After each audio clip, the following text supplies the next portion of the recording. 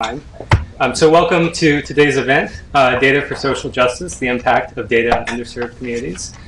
Today's event is being recorded and webcast, so thanks to those of you who are joining us online as well. If you want to ask questions, you can do so here in the room. You can also do so via Twitter using the hashtag Data Innovation. So my name is Daniel Castro. I'm the director of the Center for Data Innovation. The Center is a new nonprofit think tank that's focusing exclusively on how public policy can help maximize the benefits of data-driven innovation. Our goal is really to close the gap between the potential of where we can go with data and where we are today. So data-driven innovation promises just enormous benefits in healthcare, in terms of education, better government services. The main question we're trying to answer today on the panel is how can we ensure that all these many benefits of data are shared by all members of society? And this might seem like a simple question, and it is, but it's surprising how often I think this is overlooked in policy discussions in Washington. Too often the conversations here start and end with how data might be used in bad ways. And I think that's a mistake, not because those questions aren't worthy, but because it's missing this really massive opportunity for how we can use data to start seriously thinking about addressing critical issues of inequality and social justice that we want to do in society today. So to help answer these questions, we have an excellent set of panelists, including two that will be joining us shortly. Linda's running late, and I'm not sure about Nicole. Starting right here on my left, I'll go ahead and introduce everyone. Chris Wolf leads the global privacy practice at Hogan Lovells and is the founder and co-chair of the Future Privacy Forum. Chris also currently chairs the Anti-Defamation League's National Civil Rights Committee, and he founded its Internet Task Force in 1995. Linda Lubert is a professor in economics department at Morgan State University, where she researches environmental justice issues with the purpose of improving quality of life for inner city communities. She was also recently appointed to the Open Data Council for the state of Maryland. Samir Goswami is the Director of Government Professional Solutions at LexisNexis. Prior to joining LexisNexis, he was Managing Director of the Individuals and Communities at Risk program at Amnesty International USA. Nicole Turner-Lee is Vice President and Chief Research and Policy Officer for the Minority Media and Telecommunications Council, where she leads MMTC's research efforts. She was also appointed to and served on the Federal Advisory Committee on Diversity in the Digital Age. That was in 2011. And last, Chris Wood is the co-founder and executive director of the LGBT Technology Partnership and Institute, where he's been an incredibly important voice for new research and programs addressing the intersection of the LGBT communities and technology. So thank you all for joining us. And I want to start by having a conversation about the impact. This is, I think, where we begin. What areas do you think data will have the most positive impact on disadvantaged groups? So, Chris, I know you have a paper coming out on this issue on Monday, so I'm going to start with you. So thanks very much. Thanks for hosting us today. Thanks for the work of the center, and really delighted to be here. And as you pointed out, I'm here wearing two hats. As a co-chair of the Future Privacy Forum, which is a think tank that is focused on responsible data use, and also as the National Civil Rights Chair, as you pointed out, of the Anti-Defamation League, whose mission is to fight anti-Semitism and promote justice and fair treatment for all people. Just celebrated 100 years. And as I like to do with many of my affiliations, I like to put them together. So I put the ADL together with the National Symphony. We have a concert, In Concert Against Hate, at the end of October, a little hate announcement there. And so I put ADL together with FPF because it is not inconsistent to think about responsible data use and the ability to fight discrimination. And earlier this summer, we published as a discussion draft, I'll tempt you a little bit, this paper, Big Data, a Tool for Fighting Discrimination and Empowering Groups. It'll be released in final, we hope later this week, but certainly no later than Monday at the time of the FTC workshop. But we had kind of a group discussion, crowdsourcing, if you will. Earlier this summer, we had the chair of the FTC present. We had a number of notables in the room as well to discuss the proposition that, as the White House Big Data Report certainly observed, big data can potentially be a source for discrimination, and I think we're going to hear about that. But as Commissioner Oldhausen of the FTC has pointed out, data is agnostic. It can be used for good or for ill, and the critical issue is how is it being used. So we thought it would be useful at the ADL and at FBF to put together various case studies, which I can get into as we progress this morning, to talk about how data actually can be used to identify discrimination and then potentially remedy that discrimination, and identify underserved communities so that those communities, many of whom are minorities, can receive public services, social services, medical care more effectively. So in weighing the risks and benefits of big data, we think the benefits need to be included in the discussion, so that, and this was in response to the chairwoman's question to me this summer when we previewed the paper, what's the point of this? And the point of this is not to throw the baby out with the bathwater. As we talk about possible constraints on the use of big data, and there's a big focus on the issue of collection versus use and whether there should be limitations on collection, we need to be careful not to erect rules, and certainly not laws, that will impede and have the unintended adverse consequence of prohibiting the beneficial use of big data. Yeah, I want to push you a little bit more. So on the specifics, and since I have you here before the paper's out, I'll try and get you to give us a little bit more of a preview.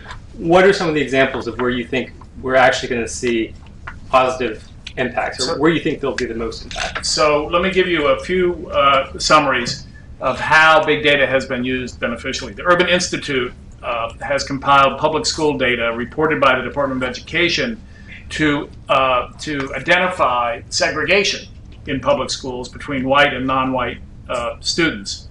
And that was not possible without this data beforehand. It wasn't as clear from the normal demographic information. Relatedly, the National School Board Association has been using big data to identify that 1 in 5 African American students are pushed out of school by suspensions, while the same practices act as a push-out factor for only 1 in 20 Caucasian students.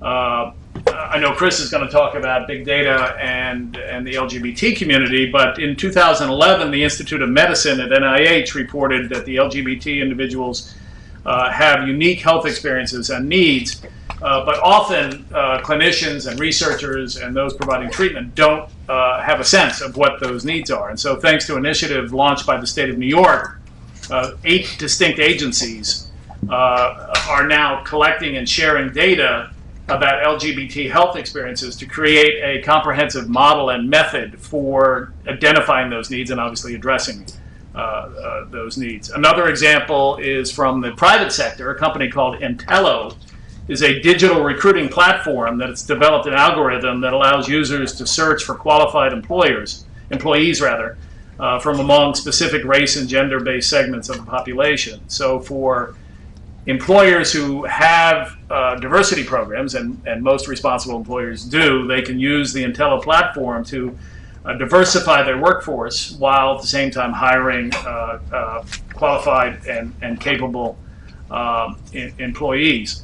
There are other examples. I don't want to monopolize the conversation, but let me just finish with this example from the EEOC, which the Equal Employment Opportunity Commission, which in 2013 unveiled something called FedCEP, which is an electronic portal through which more than 325 agencies are reporting workplace discrimination charges. And that tool is intended to be used to spot trends in workplace harassment and identify discriminatory practices in ways that weren't possible before that data was shared. So those are just a few to tantalize you. We'll have more in the report that's going to be issued later this week or early next week. But we think that there are a number of ways in which big data can be used to identify and fight discrimination, and that point should not be lost in the debate. Right. Chris, let me bring you in, because I know you've been looking at this issue a lot. Yeah, absolutely, and thank you for having me. I really appreciate it. As Chris alluded to, there are areas where LGBT community is being included. New York, a couple other areas, but by and large, the LGBT community has not been counted. Let's look at the U.S. Census, for example. That's probably the biggest data point we have as far as understanding the LGBT community and understanding where they live, but yet it only counts same-sex couples living a single household that choose to identify. So LGBT individuals living in Mississippi who fear for their lives are not going to go ahead and talk about their living situation. I think that's the negative. The positive is that we don't understand enough about the LGBT community, and we need to understand more to better serve them. Prime example is the LGBT homeless community. Almost 40% of homeless youth identify as LGBT. That's an epidemic. That is 50,000, as far as we know the numbers, 50,000 to 100,000 kids on our streets, and we don't know how to help them or serve them. So the ability to be counted in the big data, the ability to look at the LGBT community and see how we can help them through big data is important. And so we need to be included, we need to be counted. And I'm glad to see that we're moving in that direction, and I'm glad to see that we're being included in some of that data, but it needs to continue. Samira, Nicole, do you have any? Yeah, thank you again for the invitation. So I'm Samir. I work on LexisNexis. I direct a team called Government Professional Solutions, and we do two things. One is we sell the data, and we have massive amounts of data, primarily news, legal information, business data. We sell it to the federal government, and they do all kinds of wonderful analyses with our data. Our primary customers in the intelligence community, where they're running all kinds of pattern analyses, predictive analytics, trying to find security risks to the U.S. government in real time through an analysis of data. The other part of what my team does is we try to invest in and support rule of law programs overseas. So we combine the expertise we have in our data science work with how do we start disseminating legal information to people overseas who need it most, whether they're being discriminated against, whether they're being subjects of violence, whether they have land issues, landlord-tenant disputes, whatever local day-to-day justice needs they have, but they don't have access to their legal information. We try to use data science to promote that. And I've had a wonderful, luckily, career that has spanned both the private and the for-profit and nonprofit sector. And one thing I've realized that data science is great, and I, in my personal career, have used it at Amnesty International. We did great things with data science to find emerging human rights risks and respond to them quicker. But what I realized is that it's a great tool, but most of it depends on the political will to use it. Like, are we actually going to use the new emerging data science tools that we have to actually solve problems? And that takes politics. That does take servers and data science center, but it also takes political will. And I'll give you an example. When in the early 2000s, I worked at an organization in Chicago called the Chicago Coalition for the Homeless. And we did a statewide survey of homeless youth. And we found 26,000 homeless youth, and indeed about 30 to 40% identified. And we thought that was an undercount as LGBTI folks. And I was very excited about this report because we thought this was going to be it. We finally have a good count of homelessness, and we did a lot of pattern analysis of where they stay, where they come from, and where we can intervene, and where the state should be intervening, and city councils, et cetera, et cetera. And then from India, so after we released that report, I went back home to India, and I was telling my uncle, who's never left India, about this report. He was very excited about it. He took me to his window in Delhi, in a very nice neighborhood Delhi, and he's like, "Look out there." He's like, "How many homeless people do you see?" I'm like, I can't count it. There are too many. Like, if you've all been to Delhi or places even in the U.S. where there's a lot of poverty, it's hard not to see the poverty that you have. Right? So 10 years later, 13 years later, we released this great report in Illinois, and we said 26,000 homeless youth, but only 156 beds for homeless youth exist. I think they're up to 250 beds for homeless youth. So it's not that we don't understand these issues, not that we don't have counts, and we can do a much better job with the greatest and the latest investments in data science for public good. But we still have to build the political will to do something about it. I'll give you one more example. In my previous role at LexisNexis, I did corporate responsibility. I was the director of corporate social responsibility. So I worked with a lot of corporations, Fortune 500 corporations, who are very worried about their supply chains and very worried about the risks in their supply chains, because there's a lot of information coming out about forced labor and human trafficking, et cetera, in supply chains. We were seeing factories in Bangladesh collapsing, and seeing Walmart labels on some of those garments that were found in the rubble, et cetera. But it wasn't because they couldn't access the information. That was their number one. And surveys show that the number one barrier that Fortune 1000 companies say to their diligence in their supply chains is information. Yet they employ hundreds of data science to crunch numbers about consumer preference, sales goals, all kinds of metrics that we use for data science. We have to start using, as businesses, we have to start using that talent that we have for data science to also look at our own operations. And Lexus has a product called Smartwatch, which does that.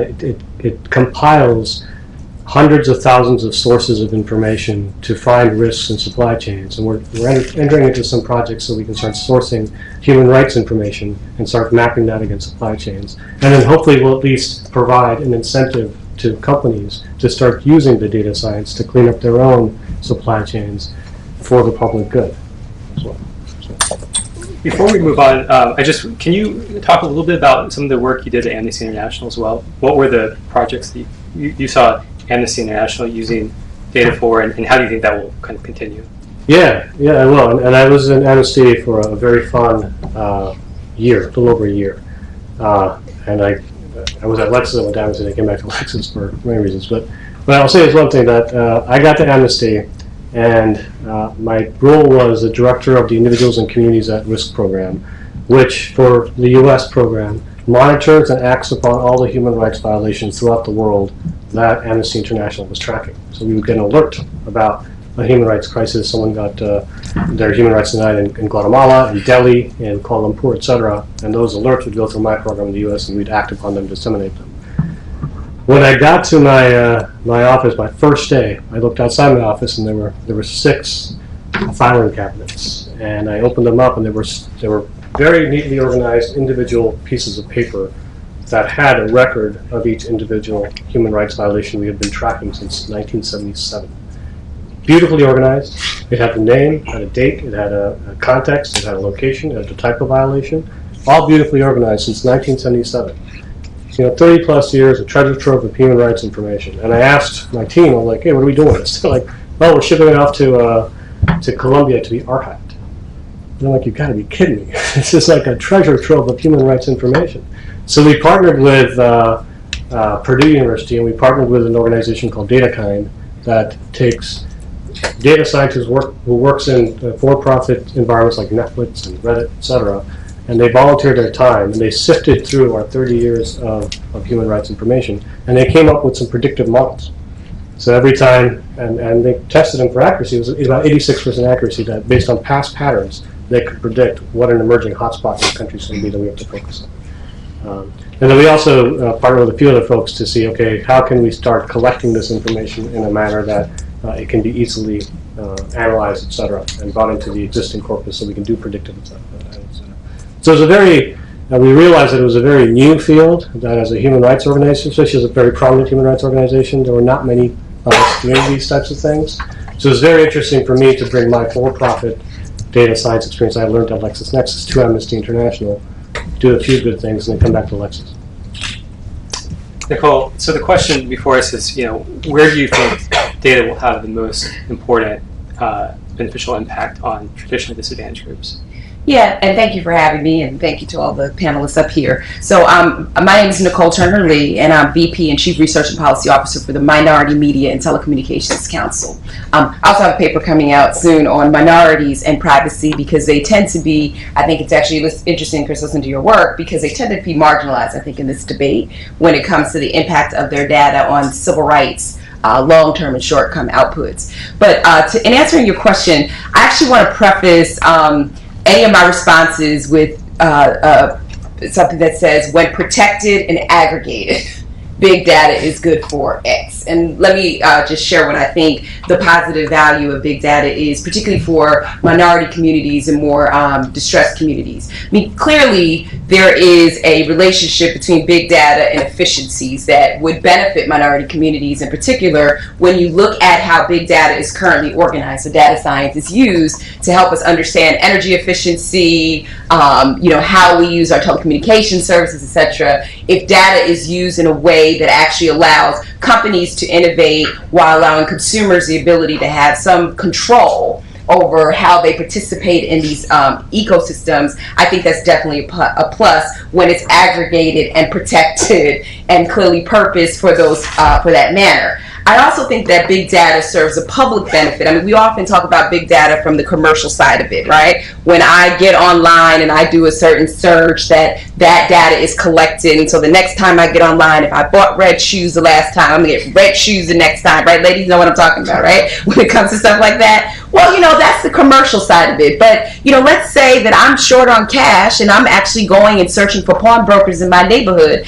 That algorithm should not spit back to me, information about predatory lenders in my community or outside because you've collected data on me. So again, I think that's an important, and I know we'll discuss this, for minority communities, the fact that we've actually come to this point where we're actually seeing data used in this way and the evolution of data science, I'm a sociologist, I'm not a computer scientist, I think is really interesting, right? Because it tells us that our behaviors, particularly for people of color who over-index in the use of technologies. The paper that I'm writing really talks about the fact that, we had this adoption crisis, and now we're actually seeing minorities in particular over-index and engage in a very reciprocal environment where I give up my photos and I give up, my location to be part of this internet ecosystem. On Twitter, I share my opinions, not knowing really where that goes and how that impacts me in the long term when it comes to my civil rights or a job or my health care. But I think we're seeing a population that is very participative when it comes to this ecosystem. So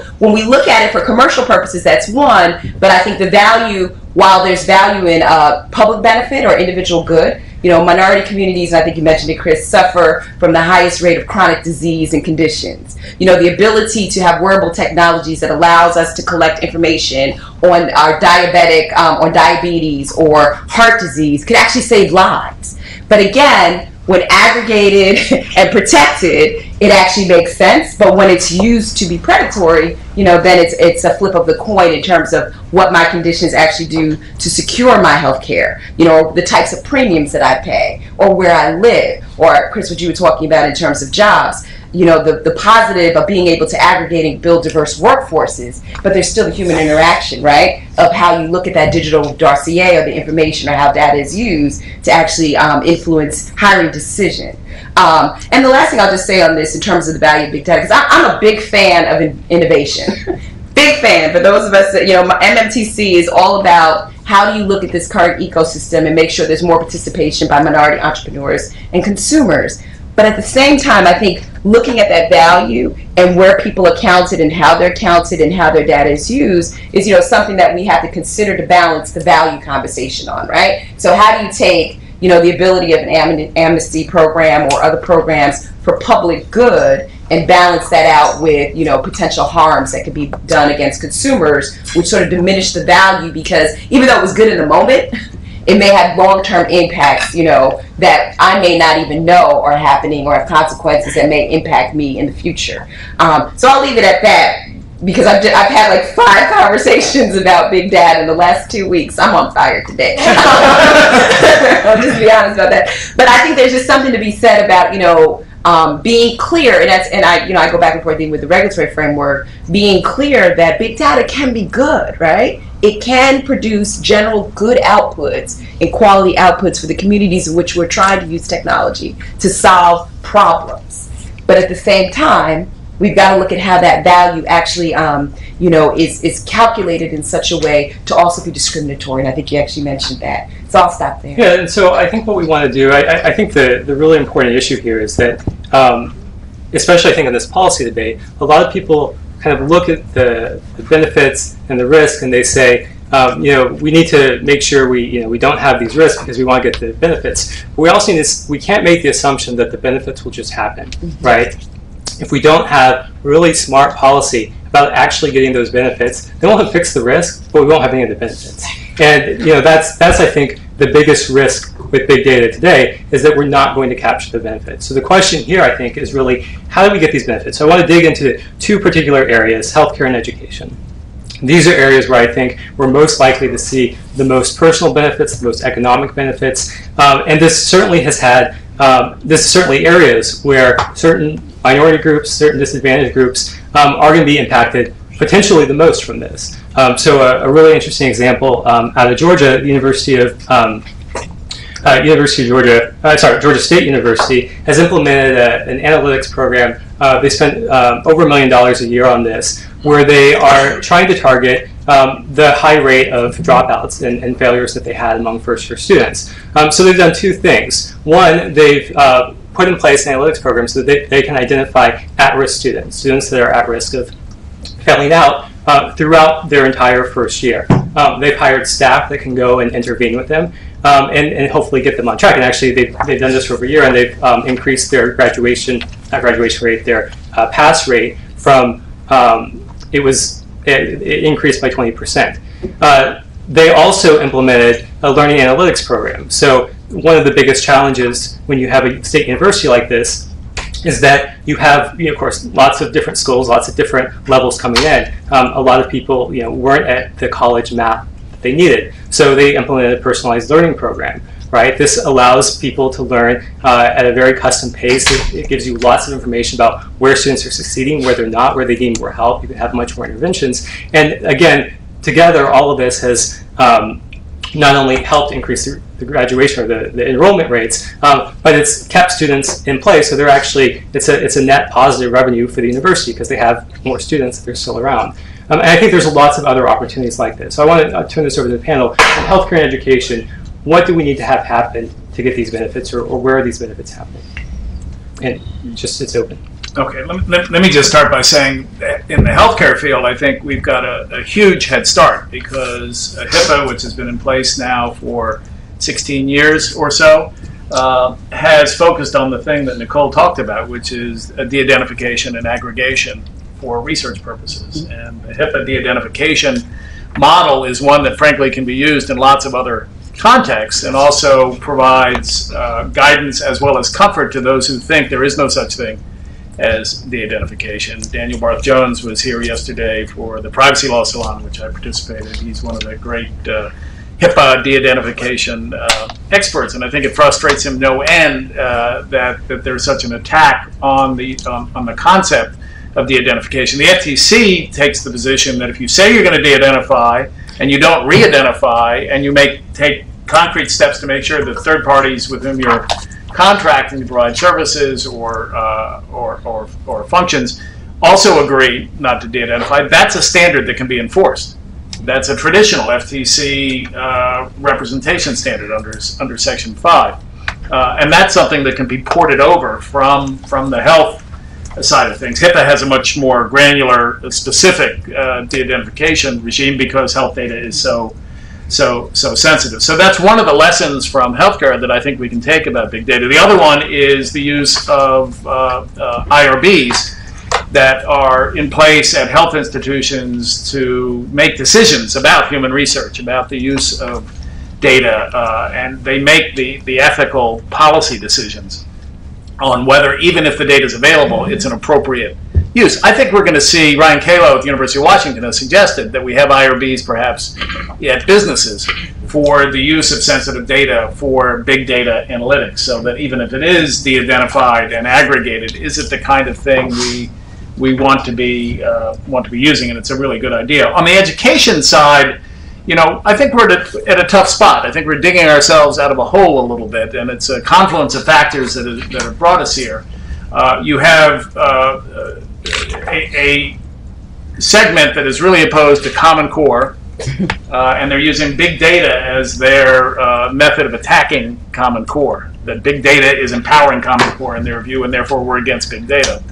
And then there was, I think, the problem with the rollout of In Bloom, which is now effectively out of business. This notion that data was being provided by school systems to this big cloud service provider, and there wasn't enough understanding about the protections that were in place. In fact, In Bloom wasn't providing it to marketers. It wasn't being used for undisclosed secondary purposes. There weren't any data breaches that I'm aware of. But it was a real communications issue, or perception issue perhaps, about the risks of using data in education. So the Future Privacy Forum actually has a site called FERPA Sherpa that is providing information about the use of big data by especially commercial organizations, but also public organizations.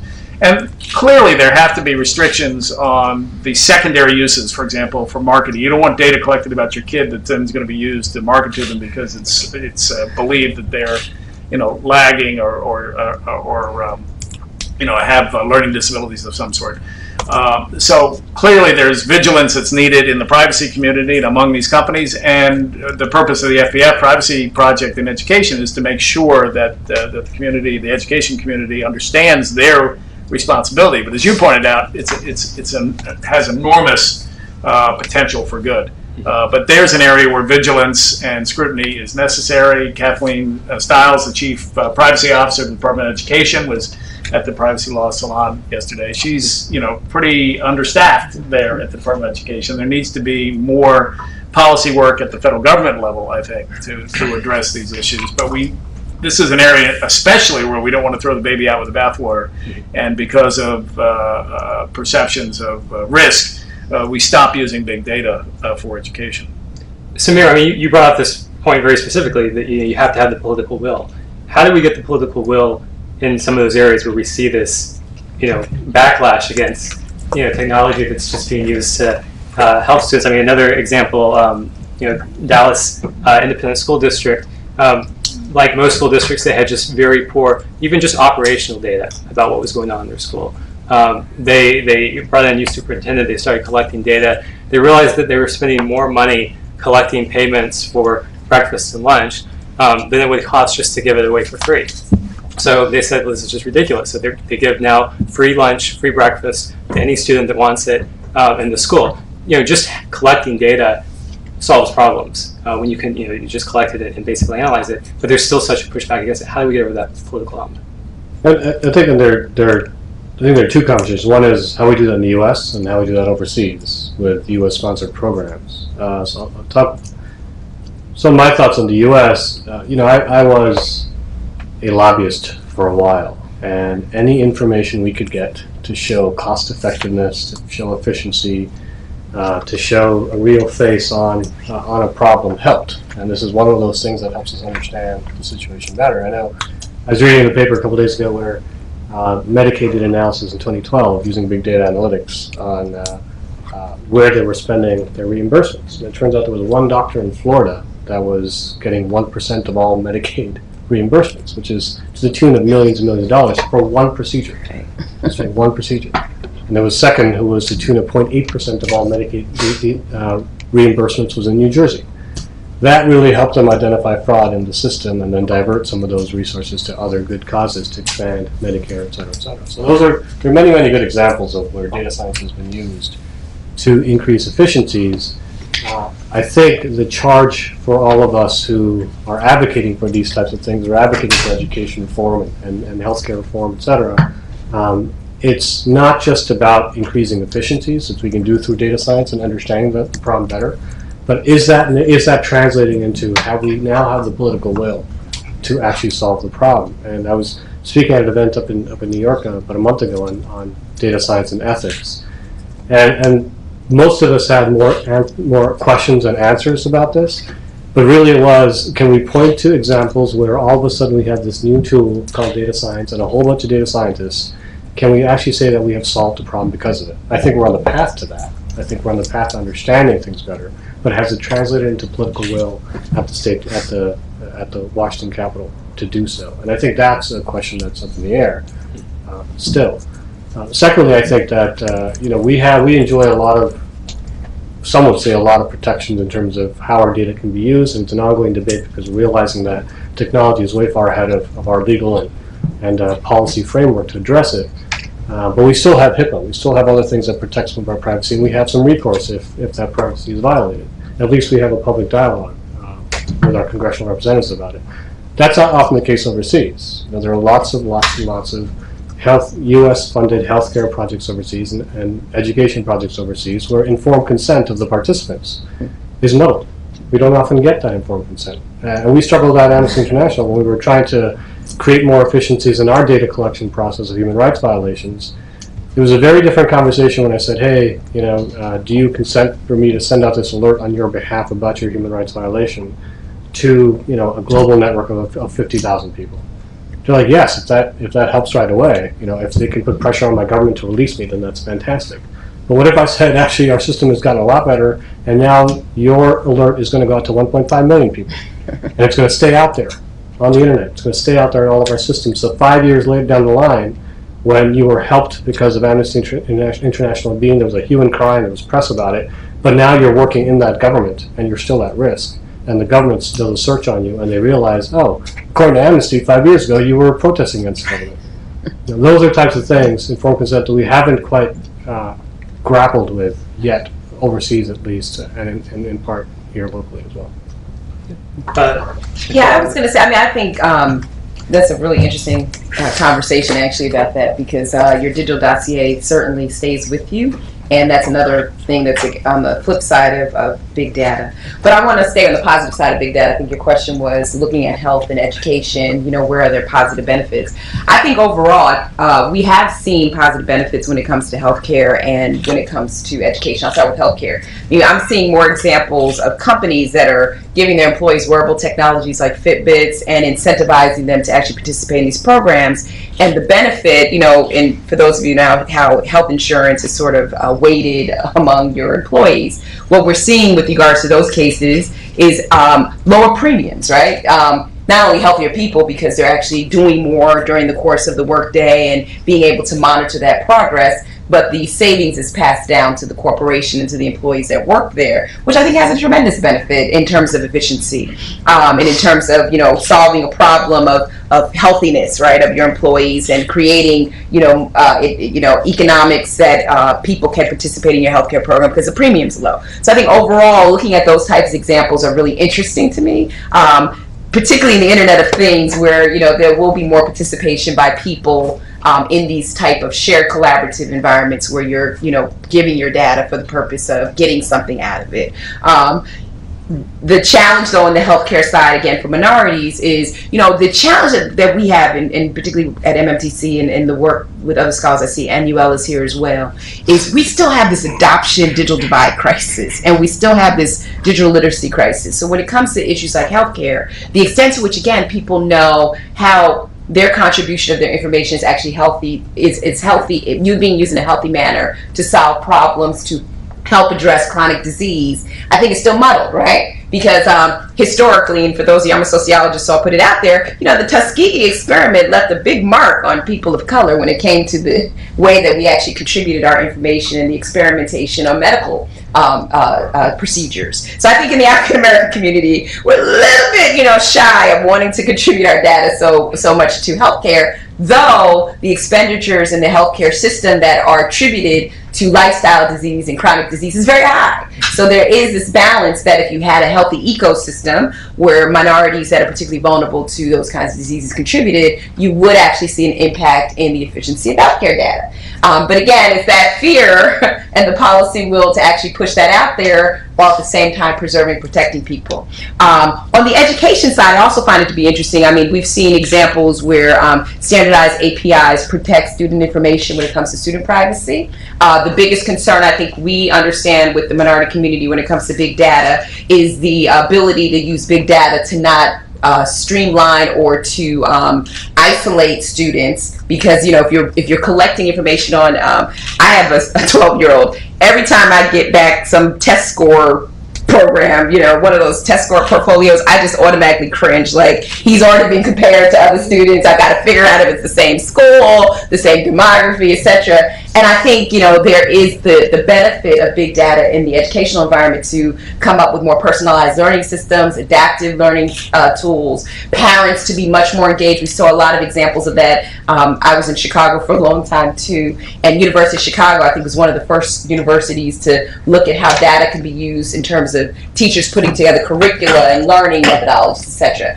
But again, can that data be used to, isolate a child? Does that speak to urban districts that show these profiles because of the way their data has been harnessed, that have no, potential for hope, because of what their test scores or what their profiles actually say? And so I think, I keep coming back to that question. It's sort of like this quagmire between, yes, we need to use this because it will help increase the way that we look at some of these issues that we just can't solve by themselves, right? And it encourages this very participative environment of people actually giving up something for the benefit of public good. But at the same time, we have to manage the risk and make sure that those risks do not leave, I'm, as a sociologist and researcher, and I'll just briefly speak on the re-identification. I'm one of those people that's, I could actually take that data and recreate. I mean, I was listening to a conversation about HIV patients, for example, where big data is very good to aggregate information about HIV patients. But there are some really savvy, social scientists and medical researchers that can re-identify that information just by putting out a questionnaire and piecing it back together.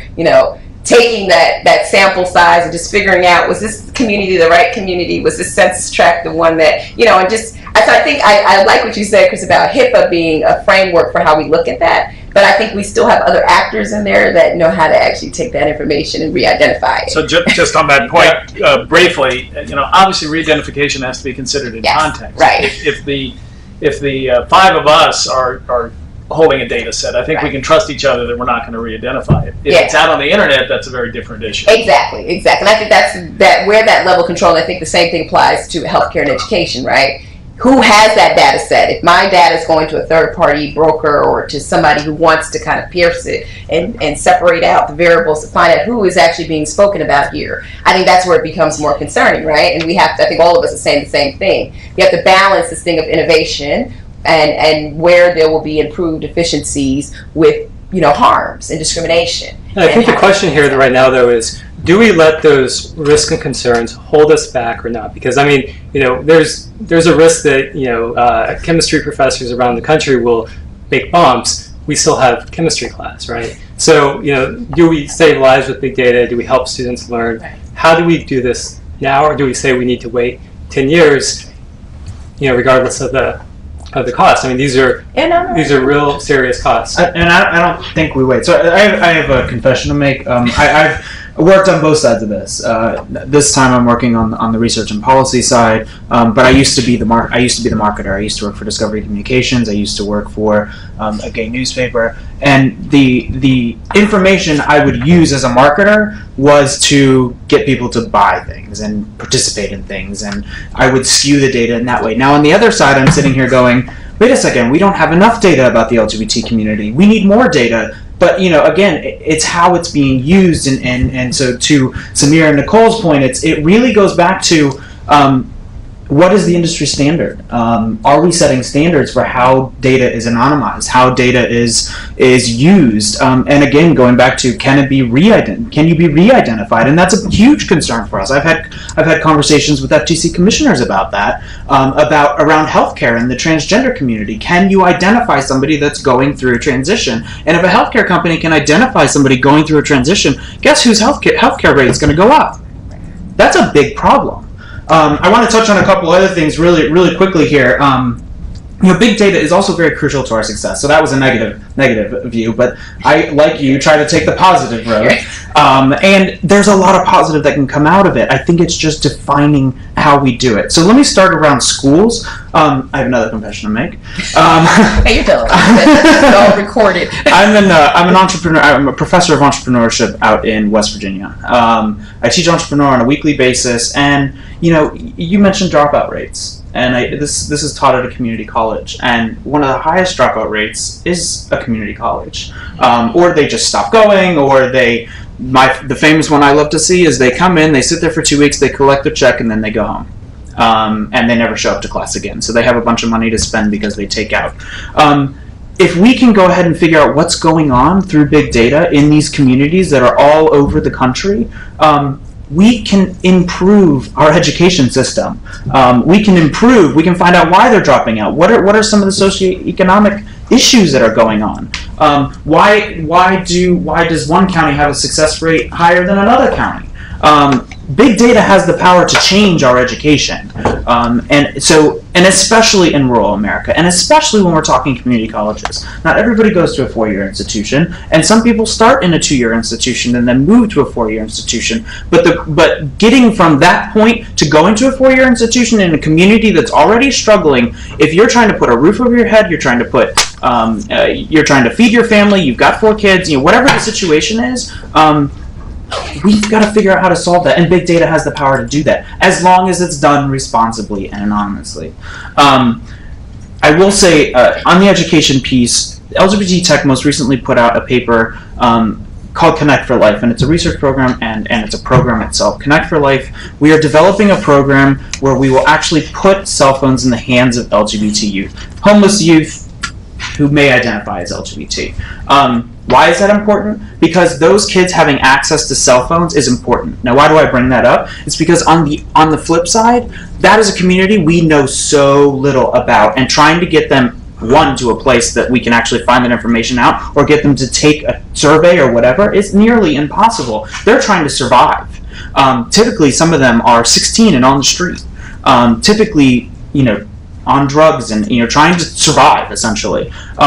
But if they're using a cell phone that's free to them, that they're not having to go ahead and sell their snap cards, on the back end of that we can collect data. But it is our responsibility to make sure that data is anonymized. It's our responsibility to make sure that data can be put to good use for researchers, because that is the only way we're going to understand what is going on and why they're ending up in this situation. What are they searching for? Where are they going? On the other side of that is I've had several conversations about passive data and active data and opt-in data. Passive data, just collecting data about what they're searching for and where they're going and all that stuff, that's really important to us. That's true for any population. That's important for anybody. But again, it goes back to the let's use it responsibly, and I don't know what the framework is for that. I don't know what the solution is for that, but we have to find something, because big data is a solution. On the healthcare side, can I do the healthcare thing real quick? Sorry, and then I'll stop. So with the LGBT community, we have a large population with unusual family structures. So most of them don't have kids, or they're just starting to have kids because the laws are in favor of that. But we have a large population with unusual family structures, and we need to understand how best to help them. I look at myself, and as I'm getting older, I have friends that are the same age as me, and they're probably going to end up in the same position as me. Who's going to take care of me? Understanding what's really going on in communities. You talked about minority communities. Let's understand what's really happening on the ground in these communities, both rural and in cities. And then allowing individuals to own their own healthcare. I think this is the biggest one. If I know what is going on in my body, I'm better to take. I can take better care of myself. Especially as we're looking at communities with high HIV rates. How do they know to take care of themselves? I'll forgo my last point. That's. Well, so I want to bring Linda, and Linda, luckily for you, we're still on our first question. The question really is, where are we going to see big data have the most impact? And we were talking about education and healthcare, but also certainly like to hear about the work that you've been doing on environmental justice. Well, okay. Sorry for being late. Problems on the interstate. I'm Linda LeBaire. I'm an associate professor at Morgan State University. And so let me just say about big data is that we don't really know or understand or how to even begin to tap into big data. So we're talking about the issues of, education, healthcare and all like that, but it exists, and one of the things that as researchers it's really, really hard to even capture and be able to start digging into, because it is so much data that is already there. Just think about it. So we say that there's problems with maybe exposing information, but there's data there. When you look in a doctor's office, look at all those patient records. Have they been digitized yet? Perhaps not. Many of them have been. So there's data, and we've got all these different silos of places with data. And so that is, in my mind, that's the big data. Being able to visualize it and being able to bring it into a certain realm so that you can analyze it and be able to do policy on it. Okay, all right, so I heard the discussion about, confidentiality. That can be a problem, because then you were talking about not only big data, but open data. So you've got open data, and how then do you manage that? That is a very critical question, because look at so many things are being exposed to us because of new ways of doing things. Ray Rice. All of these kinds of things that we have never really been socialized with openly. Now, how do we really, really deal with it? So I think, and part of it, we need to step back and really come up with parameters in which in which we're going to deal with the openness and also understand at the same time, how do you even delve into this data? Because in any location, you have just a trillion things of information or data, just one little tiny location. How do you then understand it? How do you start to process it? And then how are you able then to make sure that things, or that it doesn't go to some side where it's, you know, crazy and people are being exploited and that sort of thing. So not only are you working with, you know, data, you're working with big data, but you're open with open data, and then all of that, we just need to kind of step back and understand that there is a trillion kinds of information and data out there, and let's get some parameters in which we're going to start dealing with it. Great. Were there any reactions before we move on to another question? Hey, just a quick question, Chris. I think one thing that we're struggling with is you know, it's old news now, but Facebook did that study on Facebook, and they introduced some negative things and positive things. And I was talking to someone up in New York who runs a crisis text line for LGBT individuals who are suffering with depression, etc. And he was very worried that if one of those folks on Facebook saw something negative, that could trip them up or trigger something, right? And that was, you know, a negative use of big data. However, we were talking that, well, what if Facebook said, hey, I'm noticing some negative emotions coming out of this person. Let me start putting my advertisements for crisis text lines or for help. That would be a positive thing, right? But now, why would Facebook do that? Right? What is the economic incentive for Facebook to do that other than corporate responsibility or goodwill? I think those are the types of things that is what we're really struggling with is there's so much good we can do, and there's so much good that we do with data science and predictive analytics, et cetera. But how do we point that in the right direction? And that takes Samir, that's why would Facebook do that? They would sell ads. Yeah, so to the housing center. And so, well, even a nonprofit Right. sell, you know, at a lower rate maybe, but they'll still sell ads. And then that raises, I think, the really difficult issue: is that an appropriate use of that data? And that can be dealt with through the consent of the individual. The person who knows he's a depressive personality can be asked, is it okay to use certain information to offer you medical and psychological services? And lots of people, most people probably say, no, hell no. Right, and that's the informed consent That's framework. right. Right. That's right. I don't think that's a decision for Facebook to make, that this person seems depressed. It sounds a little bit like Minority Report. This person seems like they're going to commit a crime, so we better intervene. Right. I think that's the scary part of big data, and I think you find most companies don't use sensitive data for those kinds of marketing positions. But the issue that's come up in everyone's presentation is, what framework are we going to use to evaluate these decisions? And the thing that concerns me a bit is the rigid adherence to the Fair Information Practice principles, and each of them, rather than thinking of them as in a nuanced way, thinking about the flexible use of the FIPS. You know, the NTIA asked for input on big data, on whether the Privacy Bill of Rights that was proposed a couple years ago, which is being reworked, needs to take into account big data and developments of big data. And there were several submissions that said, don't give up on the collection FIP, that one of the principal Fair Information Practice principles is that everyone should consent to collection with the knowledge of how their data is going to be used. Well, if you look at big data, its volume, variety, and velocity, the whole nature of big data is the unexpected discoveries that you make. So how can you disclose the unexpected discoveries that you're going to make when you get consent to the collection of the data? The answer is you can't. And so while collection is still a FIP that needs to be adhered to when possible, there are many instances in which it can't be, and where the use, and I heard everybody use the term use here, is the fundamental issue. And responsible use of the data is probably the area of the FIPS that needs the most attention.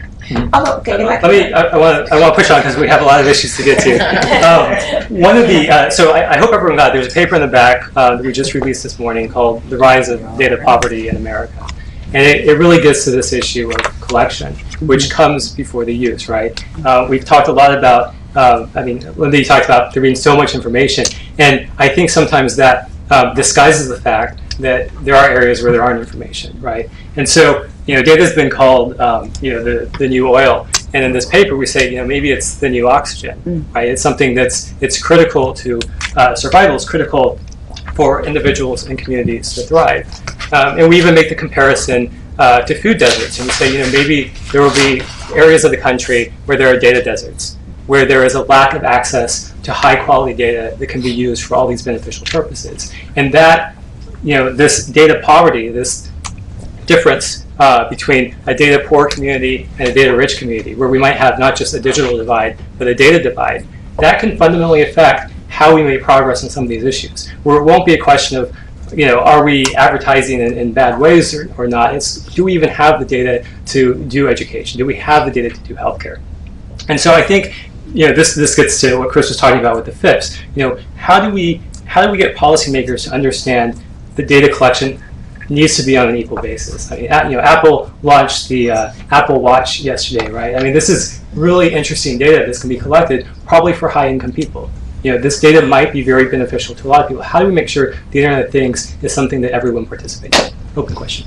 So, okay. So, I just want to respond back to the FIPS, though. I mean, I do actually think that the FIPS is I agree with you that the FIPS as a framework should not be perceived as rigid, but I think it is a good framework for this modern ecosystem which we're in. Because if the absence of a framework that provides some level of not necessarily standardization, but some context for how we're actually looking at this stuff and the impact, I think is really important. Because I'm always reminded of the impact of the credit score and financial strategies consequences on people of color, where their identity and their social security number is probably the biggest asset that they have. And they've got the high, our community has the highest rate of people who cannot own homes or get bank accounts because of that. Which goes back to your point.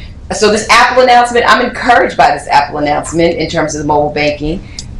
Never thought about it in terms of high income. I actually flipped it, thinking that the Apple announcement, mobile banking, actually provides an on-ramp for people who are underbanked, because most people of color carry cell phones. So there's a way to actually match that, and to get data on how you can actually match that with alternative banking mechanisms like PayPal and others. We actually might see an increase in the number, in the number of people who are actually banked and financially literate in this country. So I think that there's something to be said about that Apple experience, and I think that there's also something to be said about data poor communities.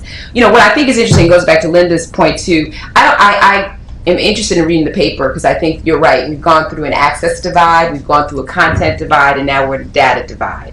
I think it still goes back to the fact that there's millions of streams of data that get collected about us every day, harnessed, even in the medical facility. Even though they may not be digitized, your insurance company knows what doctor you visited last, and it is sitting in some electronic repository of your health records, right? If you have insurance. Yeah, if you have insurance, right? Well, if you go to clinic too, somebody's getting the transmission somewhere along the way that you visited somebody. Although, I just had a birthday and I'm older. I wish I could actually have like some kind of device where I can carry all my health records in, because I'm riding around trying to collect them. As you get older, it gets to be a pain in the neck. But I think there's something to be said, though, about this whole concept of a regulatory policy framework that allows for, I think what you're trying to get at, Daniel, the growth in these communities, that we can learn more. We have to solve some of these social issues that exist in data poor communities, right? We have to solve issues that affect vulnerable populations that are impacted outside of the internet space by other social afflictions. We have to spend time thinking about that. But I think for all of us, and that's why I think the FIPS is a great framework. People need to know the purpose for which they actually are collecting that data. Or on the Internet of Things, if I decide to move we were given this example the other day, into an apartment where the landlord has put in a smart meter, right? And all of my actions are sort of aggregated and collected. I need to know about that. I need to know how my actions are being monitored, because if I get something from my electric company that says that you use too much power and now you have to pay a surcharge on your energy, that is not giving me the type of informed consent to be a productive participant in that ecosystem. So I think as we move towards those things, I totally agree with you, and I don't in no way want to imply that this is a 10-year wait. I think we have to do something now, because the innovation with the Internet of Things is so tremendously incredible. I mean, the things that we'll be able to collect in terms of our appliances to our education to healthcare are just going to be tremendous opportunities, I think, for our society, and it demonstrates the digital revolution in which we're in. But we need to ensure with policymakers that either there's an air of, trust company to do the right thing. Doesn't help though, we hear types of infractions, go with the shaming culture of the internet and people actually seeing that. Or the government, right, with surveillance. Or we need to come up with a framework that has some level of transparency with some flexibility, I think, Chris, what you're talking about, for us to innovate while at the same time protecting consumers. I mean, I'll stop there, but I'm ask you one, just because you have such a great background in telecom. Lifeline has obviously been a huge, in its transition from, the regular telephone to mobile phone, but now you have your Apple Watch, you have, soon you'll have, your toaster, right, that's connected. You get to expand Lifeline. Should government, should the FCC, should other agencies be thinking about how do we ensure equal access to all of this technology that's wired and connected? Yeah, I mean, it's actually funny because I was just talking to a couple people about that, Blair Levin in particular, about Lifeline link up and universal service and its reallocation to these areas. I mean, I think in the future, I think that's going to be a concern because Lifeline, it was established to fill this gap on, telephone use and then now mobile use. As we look at the Internet of Things, and again, I go back to the example that is most powerful for minority communities is energy, right? Minority communities tend to be located in some of the most, energy inefficient communities, pay more because the smart grid is old. I mean, it's just a whole compounding of factors, and that lends itself to people that are basically scraping the bottom of the pile to keep their lights on, right? Which is why we have great programs like the Lehigh program, etc. But I think at the end, government should start looking not just at Lifeline, but other programs that fit into where the Internet of Things will play. I mean, the challenge is that Lifeline is already stressed, right? And I think it goes back to Linda's point about we do see the National Accountability Open data set that was released on Lifeline that is weeding out inefficiencies and fraud and all this other stuff, misuse of the program. Again, the question becomes, can we develop responsible measures to ensure that nobody gets left behind in the Internet of Things, but the Internet of Things or any use of technology has a particular purpose, a public good. It's one thing to give somebody, we gave people phones and Lifeline to ensure that they were connected. Having my toaster connected and knowing when I can turn it off, I'm not sure if it's a public good, unless it lends itself to a lawyer. I'm not really sure.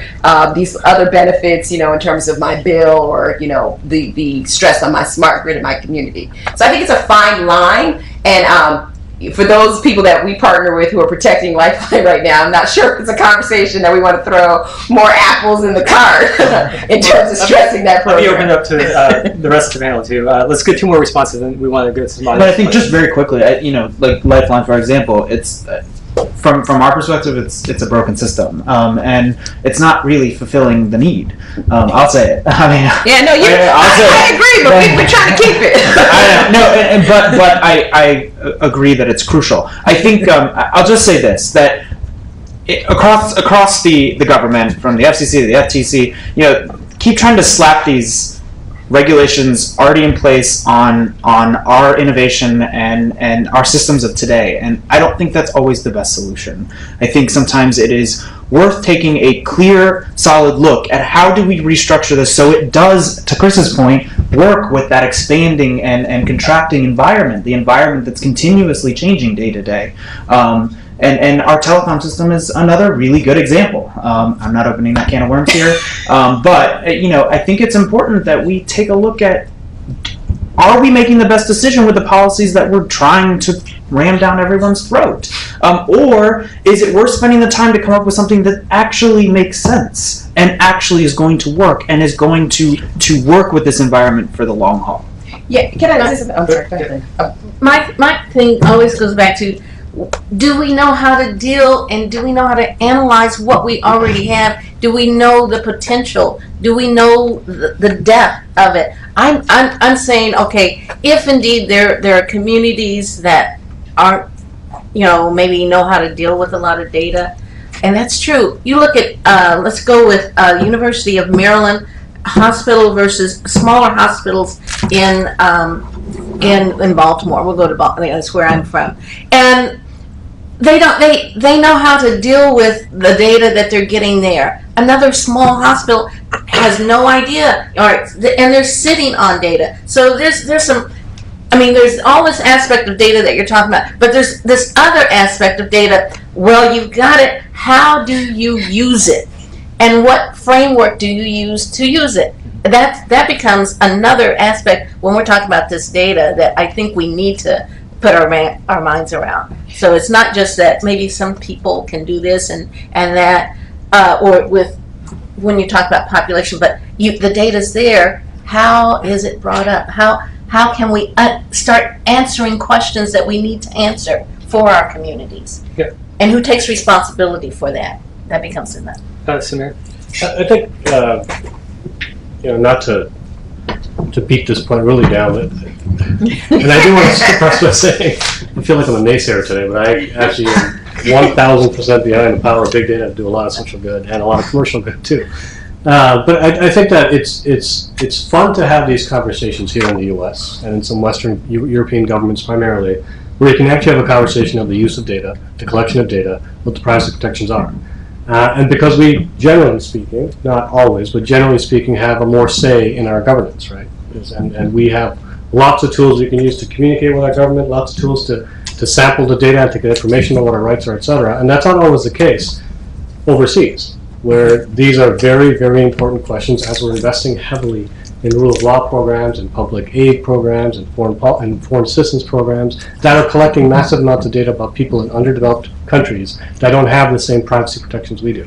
And God knows how their data is being used, right? How God knows how they're being redlined, quote unquote, overseas because of the data we have. And I think our company focuses a lot on, well, how do we help build those legal infrastructures in those countries and provide the necessary information through ICT technologies, et cetera, so people know what their rights are, and then they can participate in these kinds of conversations and then tell donor countries, hey, that's great, come on in, we need the help, et cetera, we'll partner with you on it, but we own the data.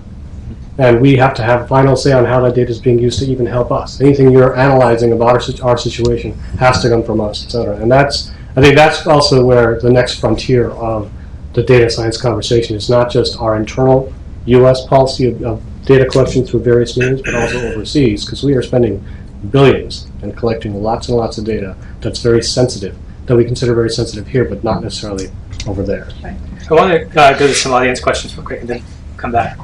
Yeah. Lane Chair, the National Science Foundation.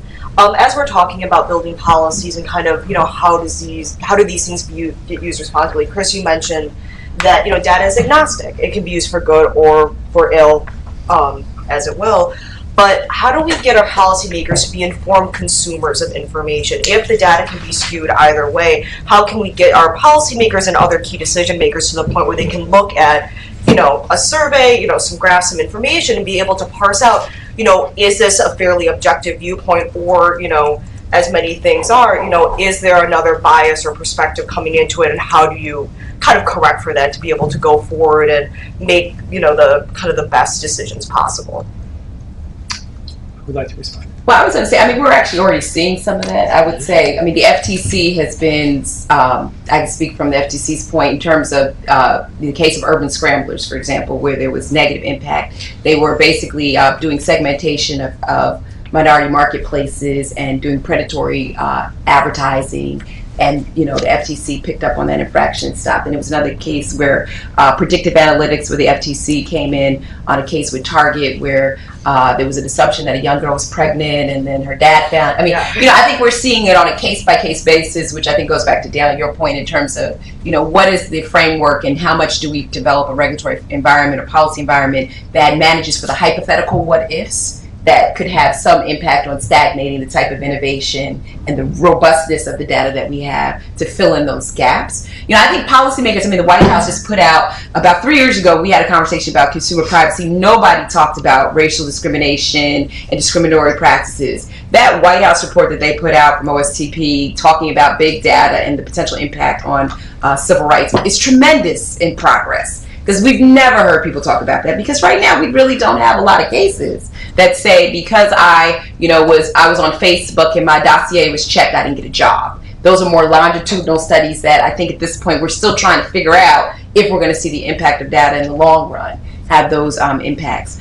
So your question, you wanted to know, basically, do we have policymakers who understand data and understand and the you results. have them kind of sitting down. I mean, at the higher level, doing some work with OSGP, there are definitely clusters and pieces of the federal government that I think are very deeply embedded in this. I think the people at the Department of Education working with FERPA, they're in the trenches all the time. Yeah. But I'm thinking broadly, when you have individual representatives from different states going back to their communities and being able to report on things like Common Core, do we get a sense that the broader policy making community is really able to sit down and not just kind of grab information ad hoc and say this is things that are being said, but being able to be very intelligent consumers of the information that's available. Not because as the haystacks grow, there are needles in there, but are they just seeing more haystacks? And one of the audiences you left out is the judiciary, which is traditionally not well informed at all about technology. And so I think your question, implicit in your question, is the shortage of data scientists in government, in public policy, in the judiciary, in the legislature. And if we constrict big data and shrink this field through overregulation, I think you're going to see a perpetuation of the dearth of data scientists who can help policymakers understand. That's a more organic problem. I think a more immediate solution is to have greater transparency about where the data comes from, how it was processed, and what the elements of the analysis might have been.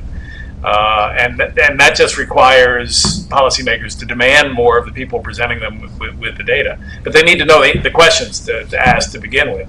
So people like you can help them do that. I'll just add one more example that I have learned off the record. It was a consultant for Department of Defense that they were hired to basically perform really advanced analytics on security threats. Then there was, of course, other analytics that were done, and so theirs was very advanced, used lots of new statistical methods. He would present his results, and then someone would present results using old regression methods that someone can understand, and his were right, the others were wrong, but the director understood regression, didn't understand all this fancy statistics, right? So I mean, it's not even just data scientists. I think it's really having kind of a new wave of policymakers that do get that, because that's part of this problem of capturing the benefit. I think we had another question. Can I just say, it's like we're taming the wild, wild west right now, okay, when we're looking at this. And so where it's everything is amiss, and yet we're taming it. Yes. A question. So, in summarizing sort of some of the benefits of sort of big data for social good, it strikes me that much of the conversation has been about sort of the who and the what. So understanding what the issue is using better data, and also understanding exactly what the audience looks like, so better targeting or identifying people. But I wonder if you can speak a little bit to how the data can be part of the sort of integrated solution at the end. Because it strikes me that maybe the thing that is actually closing inequality or like creating social justice at the end may or may not actually involve data. It may be a nonprofit that's informed by data. It might be programs that are better, or policies that are informed by data. But somehow, is there? Can we talk about how data and the policies itself or the programs itself are sort of integrated solutions or not? I think I'll speak to that just a little bit because we most recently did it. We launched our first research around broadband in the LGBT community, which, for those that don't know, the FCC wrote the National Broadband Plan 4 years ago, and they did not include LGBT communities, and yet we make up a large portion. When we dug into that, we realized that there's a large homeless population, and we started looking at, well, what could we do with that data? So we looked at how do we do more research. What we've defined as our process is we start everything with research, even though there may be hardly anything, as I alluded to earlier, but we start with what we have. And I think it's building that minimum viable product and running, for me, for a nonprofit, and running it as a lean model.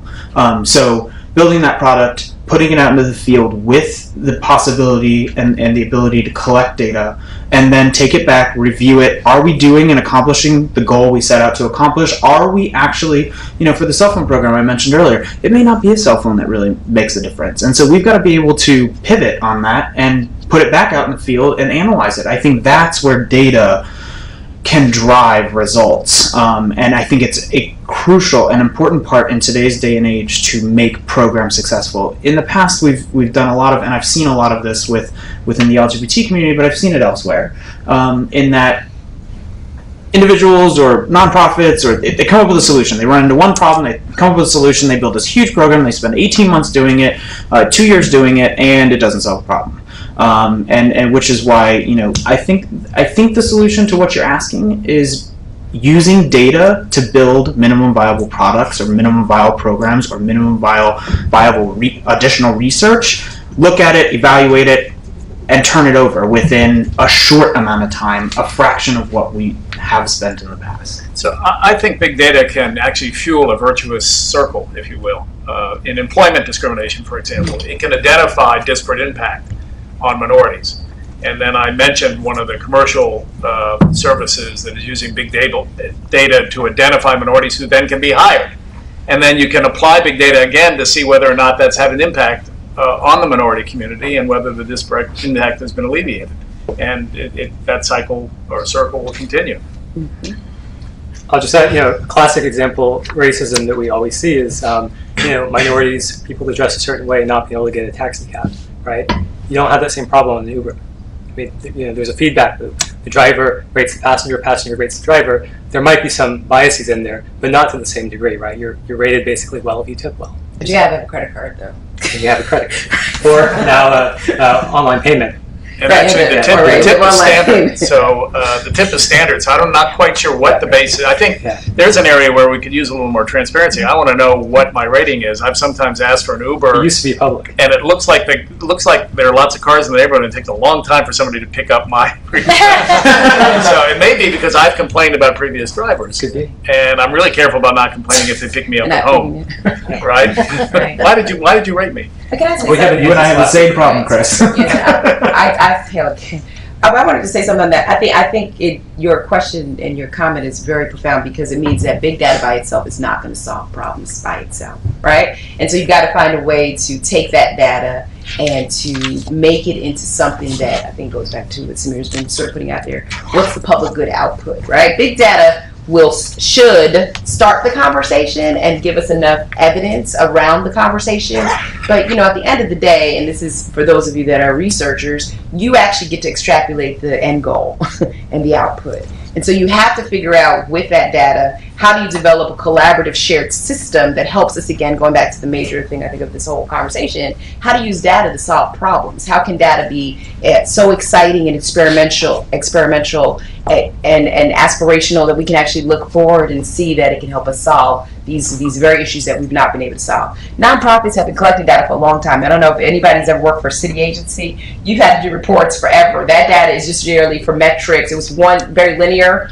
Did you serve the amount of people that you said you were going to serve? Did you, program, meet the timeline? But imagine again on the positive side of that data was actually used to have a conversation as to what things are working, what things are not working. So I think we should never consider data by itself to be an end. I think that's where some of the transparency concerns come into play, because in the online space, it's less transparent for you to know how data brokers and miners are actually using your data and to what end, right? And that's where it becomes a lot more hard in the online ecosystem to really identify what's happening in the back end that actually outputs to all of us as humans, right, in the end.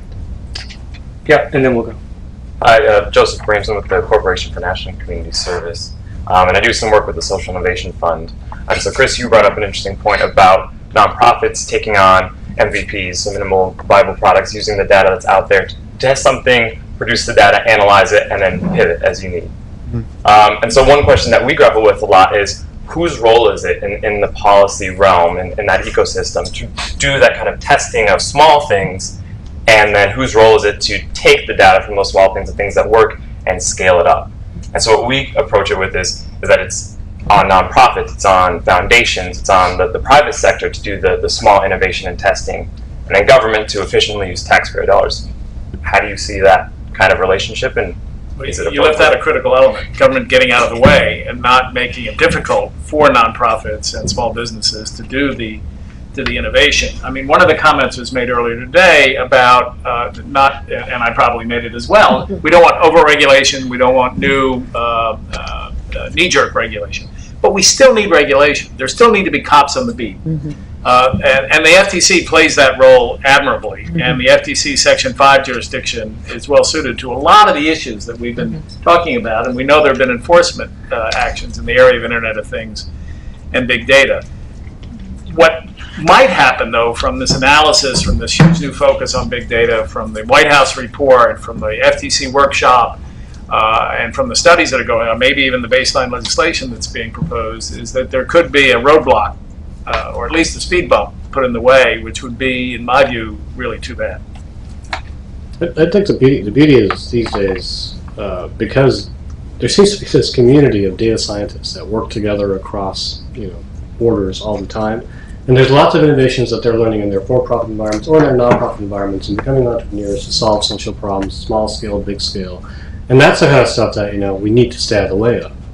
There's a bigger question such as, okay, well, should that innovation be used for Facebook to advertise a crisis hotline, or should that be used for a disparate way of looking where red lighting happens and has a negative impact on because it identifies those people are more at risk and that could cause more risk. Those are the policy concerns that we're struggling with, but the innovation side of it, we talk to data science all the time within our company, saying, hey, what did you learn in your for-profit environment to do better sales that we can apply to advanced justice overseas, right, or legal information? We do that all the time, and those are fun projects to work on, get away from your day job, et cetera, et cetera. And we're seeing that kind of collaboration, innovation, and I think that's happening organically all over the place. You teach entrepreneurship. I'm sure you have all kinds of people from all kinds of backgrounds coming up with great ideas of what we can do with an algorithm, right, or we can learn more. And that's the kind of stuff that we cannot and should not stop. And the last thing we want to start with is, well, we can't do, and we can't do, and by the way, we can't do. I mean, that stunts innovation right there. That completely kills innovation. So, to your point, they come back with, the FTC goes after organizations that have used data in a wrong way. And I think, it's not the perfect solution, but are we better off building a framework that takes innovation and finds the holes in it? There's going to be some cases, there's going to be some things that happen, but finds the holes in it and fixes it then so that it can be a fluctuating environment. Not the best solution, but...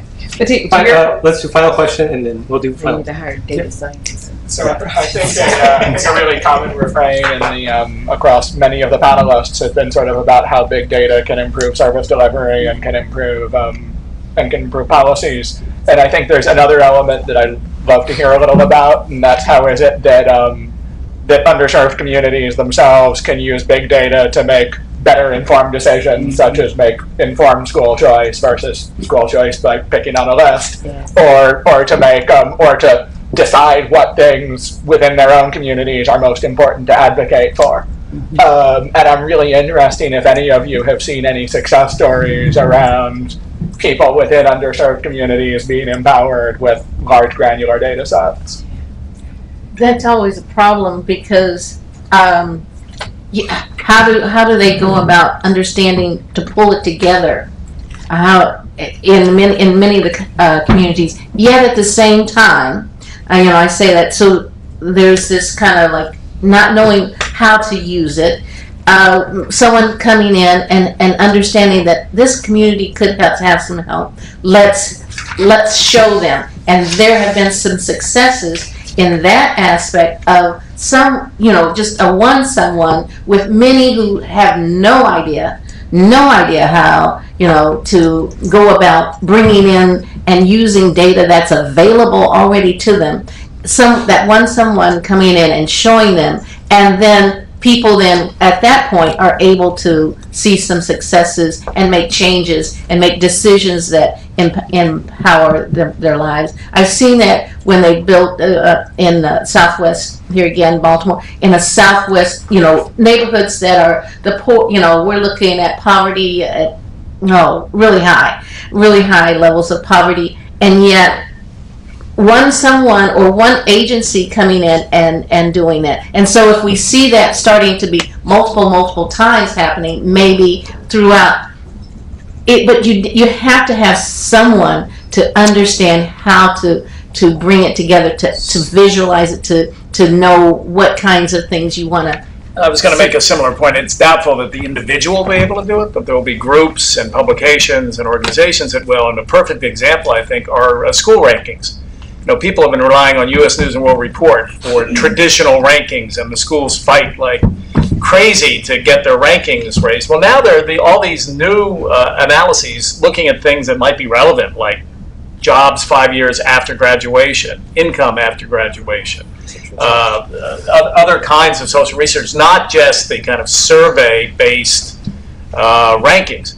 And so you have all these new ranking services for education that really benefit consumers. Okay, well, sorry, we're out of time. So I just want to thank Sorry to everyone. take a lot This is a more. conversation that will continue on, and so I'm sure we're doing more events. But please, we always like your thoughts. If you didn't have a chance, please email or talk afterwards. And thank you for joining us, and please join me in thanking our panelists.